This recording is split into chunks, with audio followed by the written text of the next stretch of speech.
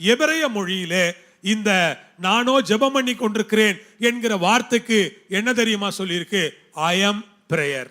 நானே ஒரு ஜெபமாக இருக்கிறேன் என்கிற வார்த்தை பயன்படுத்தப்பட்டிருக்கிறது. உங்களை பார்த்து கேட்கிறேன், நீங்கள் மற்ற காரியங்களுக்கு செலவிடுகிற நேரம் அதிகமாக இருக்கிறது, ஆனால் ஜெபத்திற்கு எவ்வளவு நேரம் நீங்கள் செலவிடுகிறீர்கள்? ஜெபிக்கிறதற்கென்று ஒரு நல்ல நேரத்தை வைத்துக் கொள்ளுங்கள்.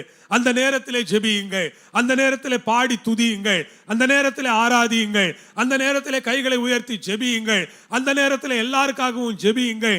உங்களுக்காக, உங்கள் பிள்ளைகளுக்காக ஜெபியுங்கள், உங்கள் குடும்பத்திற்காக ஜெபியுங்கள், உங்களுடைய தேவைகளுக்காக ஜெபியுங்கள், பொருளாதாரத்துக்காக ஜெபியுங்கள், எதிர்காலத்துக்காக ஜெபியுங்கள், நல்வாழ்வுக்காக ஜெபியுங்கள், சமாதானத்துக்காக ஜெபியுங்கள், தேசத்துக்காக ஜெபியுங்கள்.